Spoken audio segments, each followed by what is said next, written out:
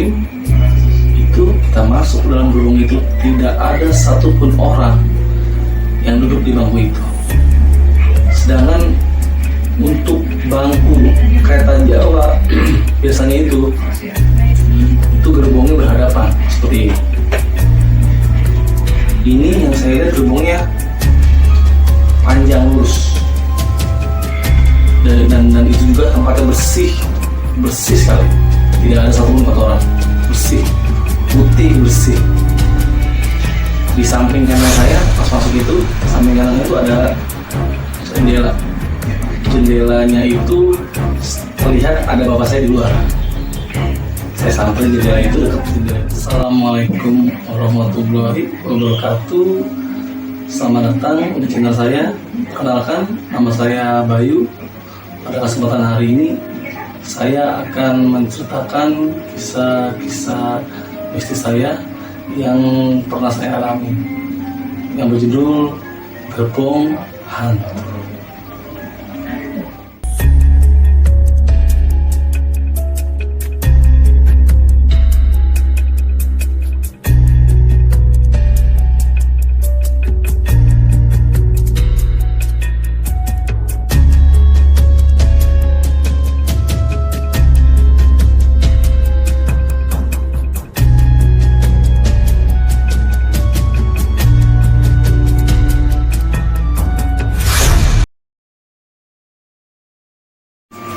Pada pertengahan tahun 2000, kami sekeluarga berliburan ke Jogja. Pada hari itu bertepatan juga hari Lebaran Idul Fitri. Biasanya kami liburan di Jogja itu sekitar 2 minggu. Kami sudah tiba di Jogja. 2 minggu kemudian kami balik dari Jogja. Biasanya kami menggunakan transportasi kereta api. Jarak tempuh dari rumah mbak saya ke stasiun itu sekitar 2 jam. Biasanya kami menggunakan bus untuk ke stasiun. Pukul 14.00 kami berangkat pulang dari rumah mbak saya ke stasiun. Tiba pukul 16.00 di stasiun Wates. Sebelum kita masuk ke stasiun, kita membeli karcis dulu. Setelah orang tua saya sudah membeli karcis, kita semua masuk ke dalam stasiun. Oh iya, biasanya nomor karcis itu tidak bisa menentukan bangkunya. Waktu tahun itu siapa cepat dia dapat, yang penting ada karcisnya. Biasanya kami keluarga itu naik gerbong belakang. Kita sudah menunggu di peron itu, sepanjang peron itu orang banyak sekali yang menunggu untuk pulang dan juga menunggu kereta. Pukul 17.00 kereta tiba. Kereta api kita tiba. Di depan kita itu gerbong nomor 3 dari belakang. Gerbong nomor 3 dari belakang itu melihat kanan kiri itu banyak orang yang naik berebutan masuk ke setiap gerbong.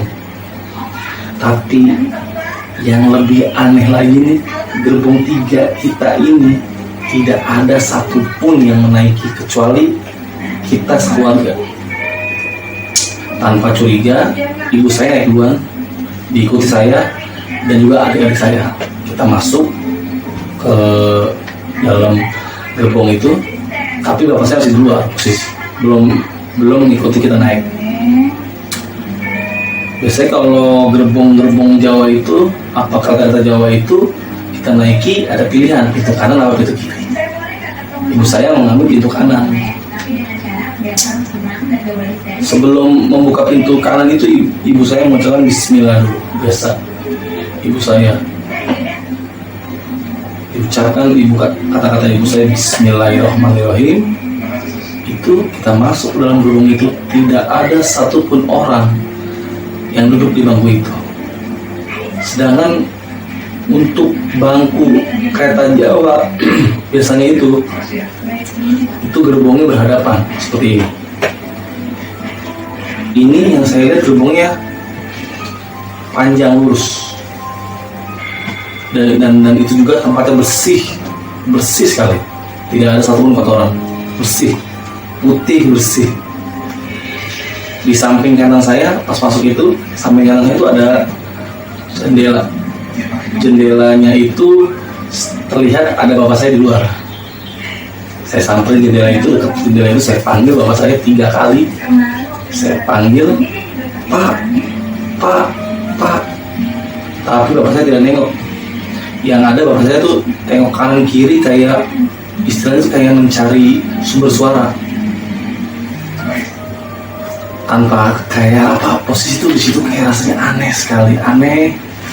Akhirnya saya dan ibu saya dan adik saya keluar dari gerbong itu.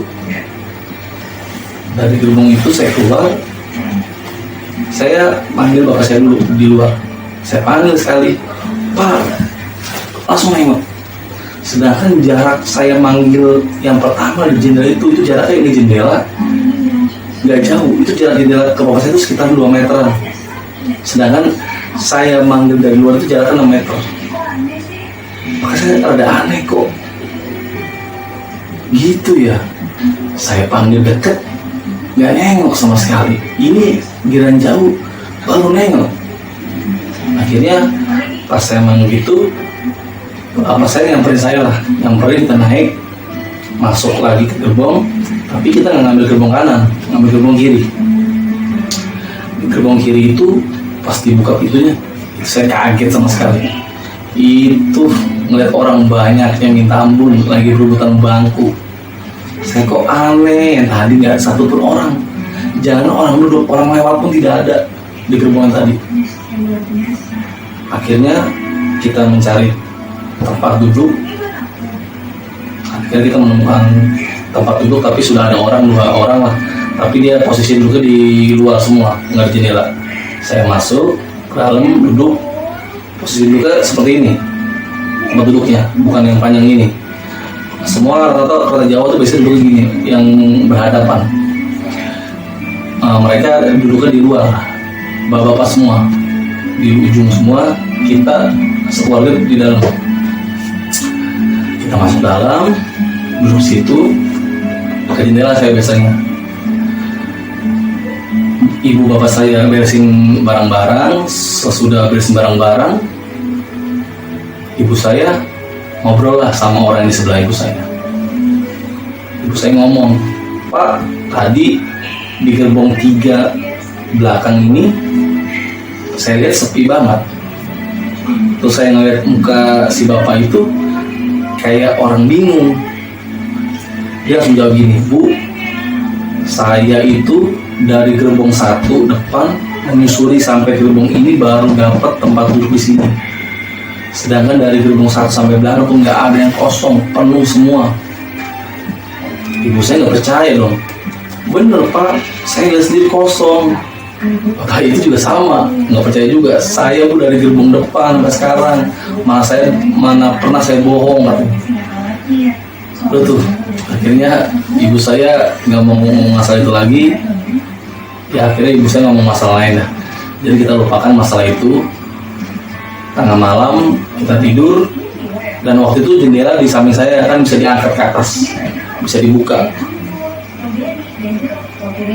Bisa dibuka itu jendela.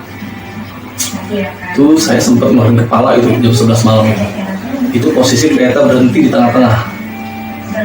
Di tengah-tengah gitulah.